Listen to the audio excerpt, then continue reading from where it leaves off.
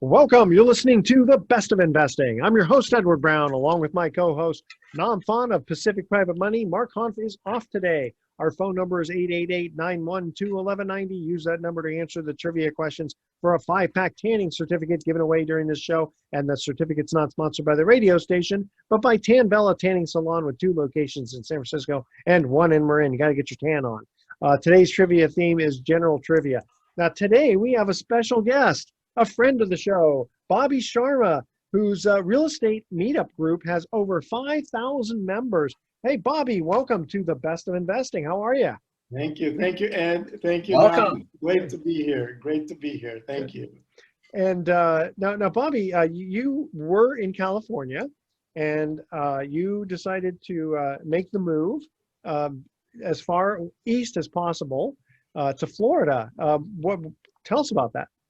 Yeah, so like many Californians during COVID, I realized that a lot of my work could be done remotely and using technology. So I'm more of a passive investor. I don't do flips or anything like that anymore. So I'm more of a paper investor. So really it came down to I talked to my accountant and she said, well, you have Nevada, you have Texas, and potentially Florida.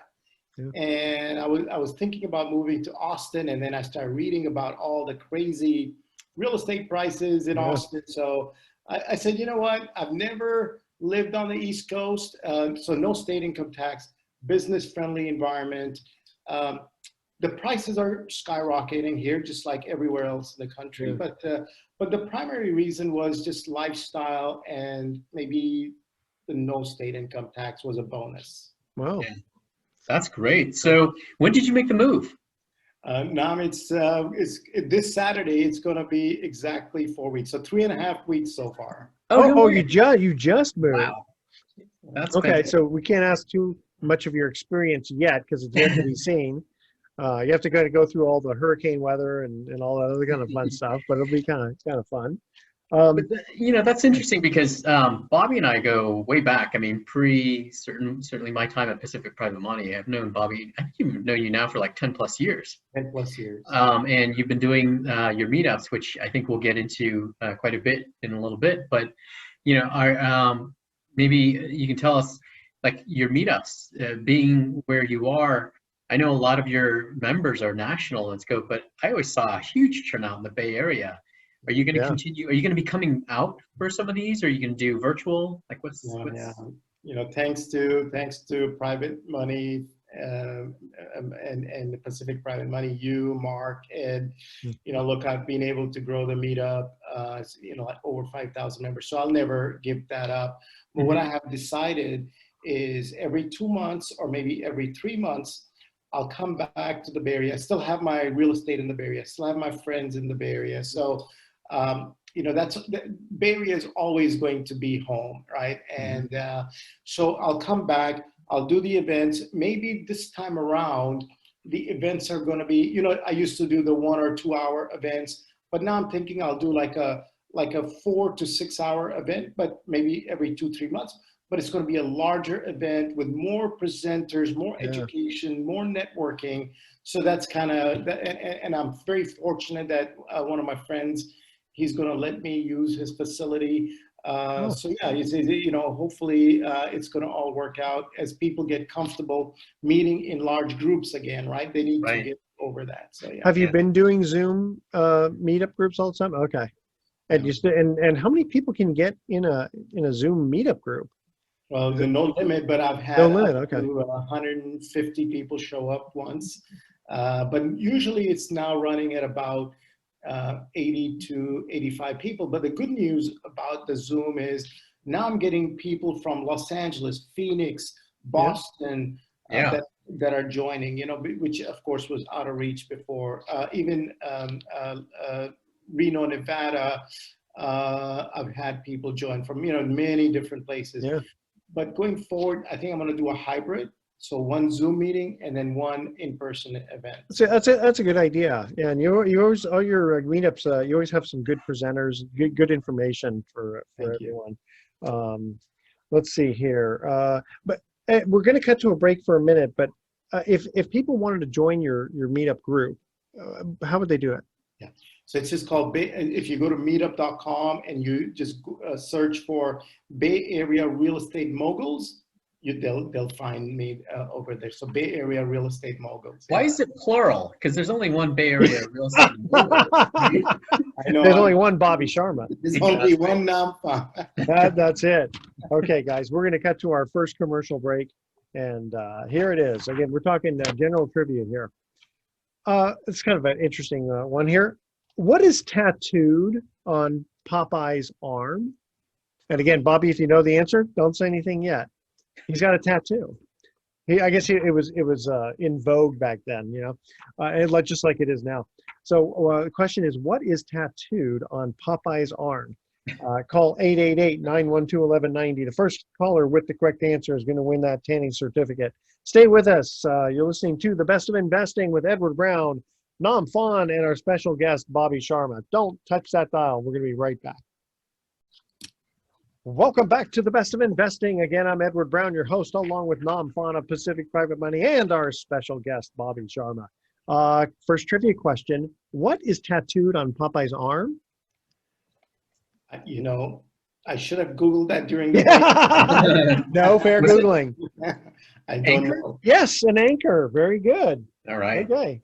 Makes All right. sense. Nam, you wanted to ask Bobby some questions here? Yeah, I was in the last segment. I was talking about how I've attended Bobby's meetups in the past and always great content. But during the pandemic, I've been just basically not out there. So I've missed out on a lot of your meetups. What have you seen in the meetups? Like, what are the topics, and are the trends related at all to the pandemic? Yeah. So I'd love to know what's going on in real estate in based on the content that you're sharing and what people are interested in who are attending these meetups. Yeah, great question. Great question. So when the biggest stressful situation for real estate investors was when the CDC announced the ban on the evictions, right? So that was a very anxious, very stressful moment, and it still is to some extent. Although the data shows that most landlords have recovered, but during the early days of the pandemic, there were a lot of events around the legal issues around evictions and how are you handling evictions, because you can't evict people. And then what is rent collection? What is happening to your rent collection? What about forbearance from the banks? So there were almost 3 to 5 months where the events were around the legal consequences and dealing with this sort of a black swan event, that we were all dealing with. And of course, most of my my members are real estate investors / landlords. So they were in a very precarious situation. But once they accepted what was happening, then it got into the migration, right? The big California, supposedly the big California migration, which was leaving San Francisco, leaving Los Angeles, leaving Seattle, and moving to Boise, Idaho, and Salt Lake City, and Austin, and everywhere else, right? So there was a lot of, some really, and I'm sure you've heard, both Edward and you, Nam, you've heard the scary or the kind of strange stories about people making multiple offers and all cash offers in Austin, in Reno, in Nashville, and Dallas, So what we used to experience in the Bay Area is now happening in all these other secondary, tertiary cities in the Midwest. So, Wow, yeah, and so actually, we experienced some of that too, just from a at a fund level. Our investors, many of them were asking, "Hey, I'm invested in your fund," and all of these forbearance requests that we're seeing and hearing about nationally. How is that affecting your portfolio? And we actually didn't have, we had significantly less forbearance requests than I think what we'd see nationally. And not everyone was granted one. Right. I mean, right. I remember seeing one person who said, they just yelled out the word COVID and just assumed, okay, well, now I don't have to pay. It's like, Right. well, you gotta explain, why, how you've been affected, right? And show us what your balance sheet looks like. And the guy Right. was actually very honest and even showed that he had $195,000 in the bank. And it's like, then why are you asking for a deferment? Yeah. Sorry. Exactly. No, and so we broke out these requests into different buckets. Yeah. And and we're able to identify a few that legitimately needed the forbearance. And in those situations, we've got to work with the borrowers, but it was significantly less than the fear, I guess, or perception that our investors had. And then once sort of the smoke or dust settled, it really wasn't a big issue. Yeah. And at that time too, in Q3, July of last year, essentially, people realized that real estate is actually super, super strong or picking up. And so we had kind of the opposite of what we originally thought might happen, which was real estate was gonna completely drop. Or even just the loan demand. Yeah, that loan demand was going to drop. It was the opposite. We had our strongest 2 quarters ever. So it's continuing. So interesting. The other thing was, the Fed printed, $6 to $8 trillion, right? So that had to work itself into the economy, and it went into 2 areas, right? It went into real estate and then the stock market, right? I mean, so it's there's $8 trillion that is out there that needs to work into the system and into assets. Because a lot of people are now of the belief that the dollar itself is not that valuable. So you got to have hard assets. They're expecting inflation. I think there is, if you look at real estate. Hey, look at lumber. Yeah. Any material. And, and then the other thing is there's a labor shortage of skilled workers to work on real estate projects, used to find contractors and all that. So, I'm hearing some really scary stories about, not having availability of people to do carpentry type of work or sheetrock and all that. So, yeah. Well, and interestingly enough, apparently I was talking to actually our contractor who does a lot of work for us, and he had said that because that there's still the supply of lumber. It's all the supply chain that's holding things up, and that's why the prices have been going up. Now, I was just talking to someone today, and he said that the lumber price actually dropped a little bit. So it seems like it's starting to settle down a little bit because it was up, 4 times the amount? I mean, that's just right. And so he said, yeah, any new house that's being built automatically just add $50,000 into the cost. Yeah, depends on the size of the house. I saw a stat that the lumber costs 3 years ago to build 10 homes is equivalent to building 2.5 today. Yeah, well, that makes for the ratio. I mean, not everything is just lumber, but right, or the materials. Incredible. Yeah, that's insane. So, wow, it's good to hear though that it's more of a logistics issue than it is an actual supply. I mean, exactly. Actual raw material. Yeah. We're going to cut to a break. Bobby, when we come back, I wanted to find out, this is kind of more of a marketing question. How did you get over 5,000 meetup group, attendee, what would you call that? Members? Members, there you go. See, I'm so inexperienced at that. I didn't even know the word. Okay, members. All right, here's our second trivia question. In the movie Air Force One, you remember that? With Harrison Ford? Harrison Ford. Who played the Vice President of the United States? If you remember, Harrison Ford played President. Who played Vice President? Call 888-912-1190. First caller with the correct answer is going to win that tanning certificate, which is worth over $100. Again, we'll ask the question one more time. In the movie Air Force One, who played the Vice President of the United States? All right, stay with us. You're listening to the Best of Investing. Don't touch that dial. We're going to be right back. Well, welcome back to the Best of Investing. Again, I'm Edward Brown, your host, along with Nam Phan of Pacific Private Money and our special guest, Bobby Sharma. Second trivia question. In the movie Air Force One, who played the Vice President of the United States? You guys remember the movie? I remember Harrison Ford. I don't remember. It was Glenn Close. She Oh. played. Remember, she played the vice president and almost had to pull the The she new had to make a button? decision about something, and finally he gets on the I'm on the plane. Trace the call. Okay, Bobby, I want to ask you, how'd you get 5,000 members to your meetup groups? Yeah. So, the simple answer is longevity, consistency, Mm, and just providing quality speakers. So it's speaker quality, longevity, consistency. One of the things that I pride myself in is that even during good times, bad times, I just consistently, just like your radio show since 2010, yeah. we've been consistently doing it. So once you start doing that, then people get accustomed to saying, you know what, once a month or once every, a certain amount of weeks, we're going to go and hang out with Bobby at Bobby's event, right? So it became a social thing.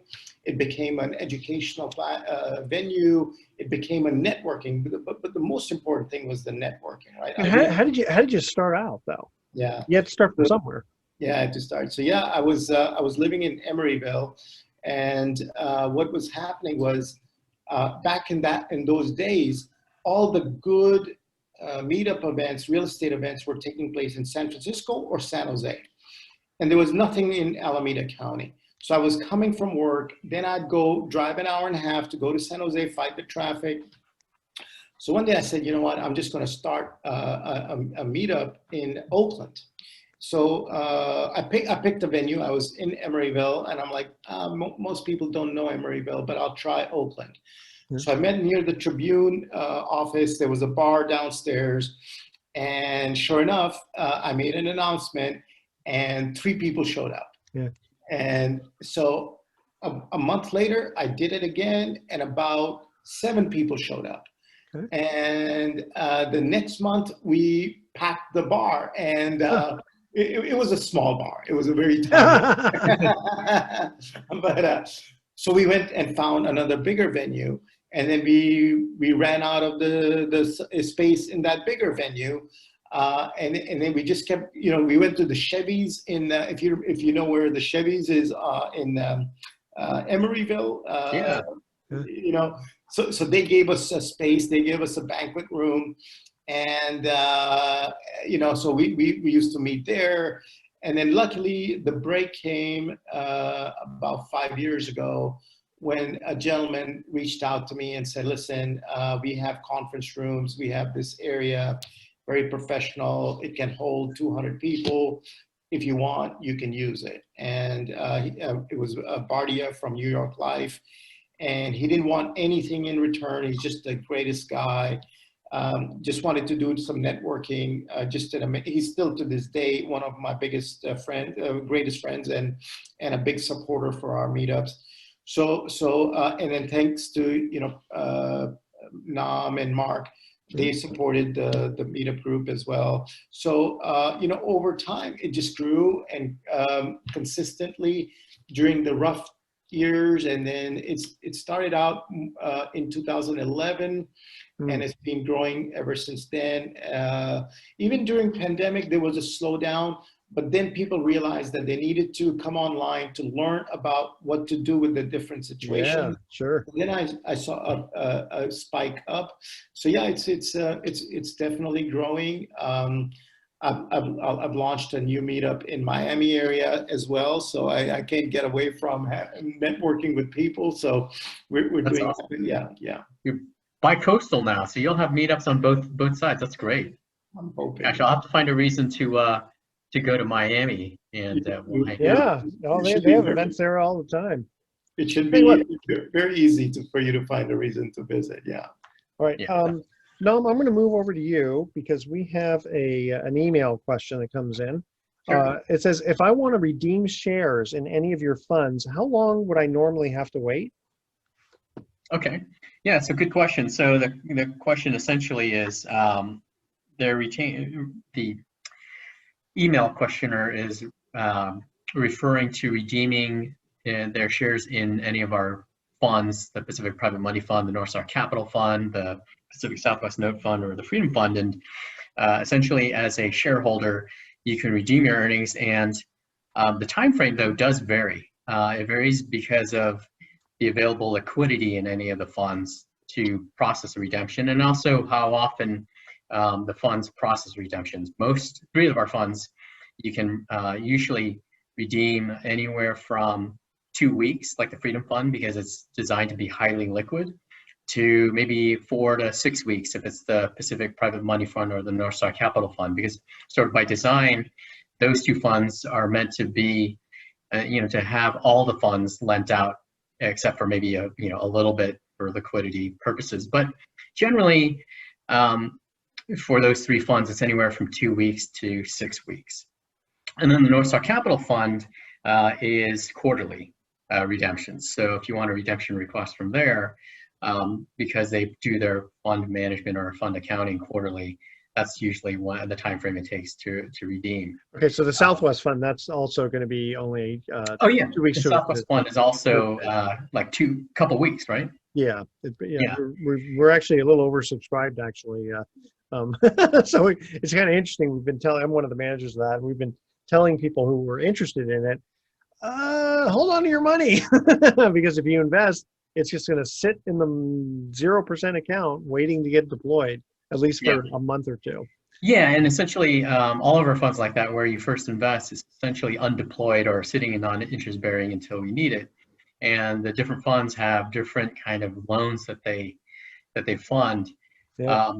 Like the Freedom Fund, right now is you're able to deploy your funds usually within 2 weeks. Yeah, I'll tell you, if someone wanted to redeem out of their Southwest Fund, it would be 1 day. Because we'd say, thank you very much, redeem. We got someone else who's waiting to get in. Yeah, exactly. All right. We'll continue on after this trivia question right here. It goes fast, According to the Simon and Garfunkel song, who loves Mrs. Robinson more than she will know? You have to remember the song. Call 888-912-1190. First caller with the correct answer wins that tanning certificate. Again, here's the question. According to the Simon and Garfunkel song, who loves Mrs. Robinson more than she will know? All right, stay with us. You're listening to The Best of Investing. We're going to be right back. Welcome back to The Best of Investing one more time. I'm Edward Brown, your host, along with Nam Phan and our special guest, Bobby Sharma. Third trivia question. According to the Simon and Garfunkel song, who loves Mrs. Robinson more than she will know? Jesus. Jesus, that's right. Jesus loves you more than you will know. I hum it in my head. Yeah. That's what I'm gonna do. All right. You're good at this. You're very good. Very good. Yes. I'm even better because I got the answers. I'm the phone a friend guy. Okay. You're the omniscient one. Hey, Bobby, so you've got a startup. Yeah. So during the pandemic and after leaving my corporate job, I was contemplating, like, what should I work on next? What's going to be interesting and large and relevant to my meetup members, to real estate investors. So there was a little bit of a challenge that I was facing and my investor friends were facing, which was, we have private money loans, we have rentals, sometimes we're LPs in syndication, sometimes we're GPs in syndication, sometimes we have money in Pacific Private Money and the fund. And how do you track all that? Did your distributions come in? Did your rent come in? Did you make your payments? Sometimes we hold assets in our LLCs. Did we pay our franchise tax board fees and so on and so forth? Did we pay our insurance? So what I did was I said, okay, I was tracking everything in Excel, but it was just not cutting it for me. So I said, what if I took Excel, my Google Drive and QuickBooks and a CRM, and I put it all together, all in one place, and I create nice graphs and nice KPIs that people can look at visually, so they don't have to dive into the numbers and so on and so forth, and have it all automated, have it all integrated with a bank account, have it integrated with their property management applications. So my challenge was, I have some properties in Kansas City, I have some properties in Ohio, I have some properties in Fresno, I have some properties in the Bay Area. And then I'm an LP and a GP and a bunch of other funds, and so tracking all of that in one place was challenging. Yeah. And I figured, maybe it's possible that it's a similar challenge for other real estate investors. So what I created was, it's called bettercapital.us. Think of it as your Excel spreadsheet on steroids. And so when a distribution comes in from PPM, it comes into your bank account, but in our system, using machine learning, you can actually train your system to say, this is a distribution coming from PPM. It's going to be attached to this asset. So when I log in, I can see like a graph of what my actual returns are versus the theoretical returns. I can see if there's a lag anywhere. So if the rent didn't come in, it'll tell you, hey, you're behind on collecting rent.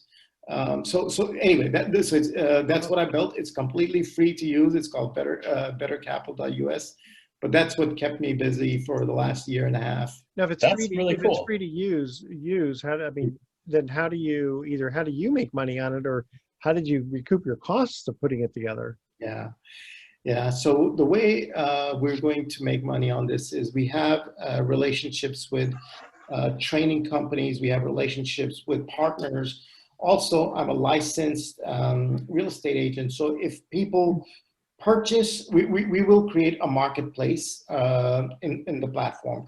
So the core technology is free to use. But if you wanted to sell your properties or you wanted to buy some properties, then if you needed the services of a real estate agent, you could use our preferred network, of agents that we haven't built it out yet, but that's what we're going to build.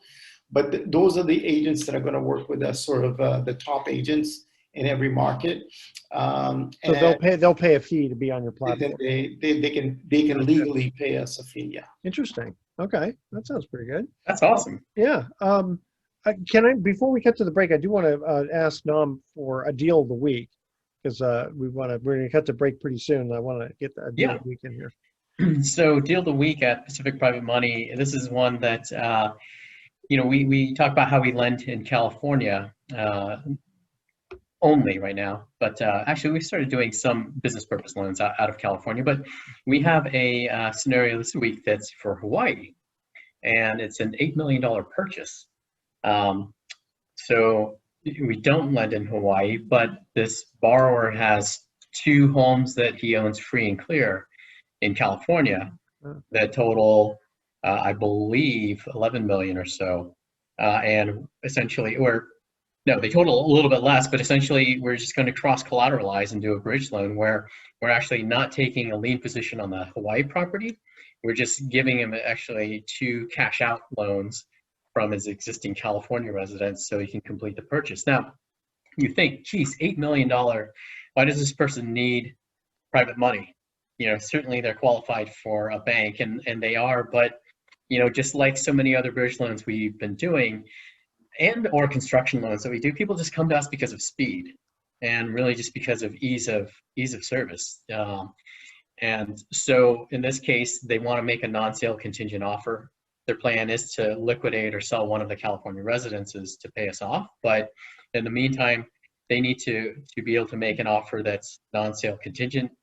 And we can do so by collateralizing the 2 California properties, and we can just wire the funds to the Hawaii escrow. We're not lending in Hawaii. We're just providing the capital. And what's the value of the 2 California properties? I mentioned 11 million, but I think it's less. I think it's something around 7 or 8 million. But how much are you lending? 6. He's going to come in with a few million on his own. So he's got some 2 million in idle capital that is just hanging around. So we're going to be able to make a pretty low LTV loan. Well, wait a minute. I'm a little confused. If you're lending $6 million and he's putting. I'm sorry. His 2 properties each is worth We're doing 3 million on each property, and its total is 12 million on his California. Oh, Like there you go. Okay, 6 million. now the numbers make sense. Yeah. I'm all because usually don't go that high in LTV. Okay, No. so that's how No, you. so it'll be 50% 50% LTV on the LTV. 2 California residents, and theory 75% on the Hawaii property. And it's interesting because there's all kinds of weird rules now with, do you take the entire 6 million and put it against both, or do you split it up and go 3 million and 3 million because of Yeah. foreclosure rules and all that? It's very interesting how that all works. Yeah. All right. But we're closing that one. We're going to close that one. It's not going to take, it's not a fast closing loan. It's about 30 days, but we've recently, we've been getting loans where the request is for a really short hold, really fast close, just because the real estate market's so hot, as we all know. So yeah, spending $8 million for a property, you can't imagine that going too fast. no. A little bit of due diligence. Which island is it on? I think it's Oahu. Oahu, yeah. It's, Big guy. Yeah. I can only imagine where it is. Okay. All right. Stay with us. No trivia question now, but stay with us. The Best of Investing will be right back with some closing comments. Welcome back to the Best of Investing. Last time for today, I'm Edward Brown, your host, along with Nam Phan of Pacific Private Money and our special guest, Bobby Sharma. Bobby, you have a meetup group coming up here pretty soon. Yes. Yeah. So July 1st, I actually just did a meetup last week, but this one, the one that's coming up, we're going to have 3 presenters. One is going to be about, you may have heard the term down payment assistance. It's a new concept. Oh, yeah. Where a company will come in, with the market the way it is. Some people don't have enough money for the down payment, so they can partner with you and get some equity, but you only pay them upon sale. There's a complex formula, but they're there to help you out with the down payment assistance. That's a great. What company is that? Yeah. It's called home.llc, HOME.llc, and that's their domain. I didn't know there was an LLC domain extension, but apparently there is. Yeah. So no, that's really good because a lot of people, like I said, they don't have they don't have parents who have the down payment, and this way they get to participate with it. And then Pacific Private Money has a webinar coming up. Yeah, you can do 2 events in that same week because ours is June 29th at 6 o'clock.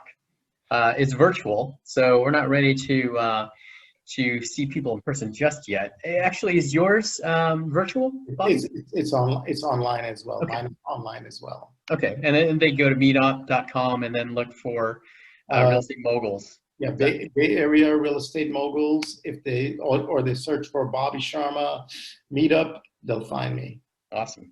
So yeah, ours is June 29th, which is Tuesday. It's at 6 p.m. and it is also a Zoom event, and we're going to talk about the Freedom Fund. So that's the highly liquid fund paying a 6% fixed return to investors who, maybe they had were invested in a trust deed and they got paid off and they're sitting on idle capital, earning 0.5% in the bank or less.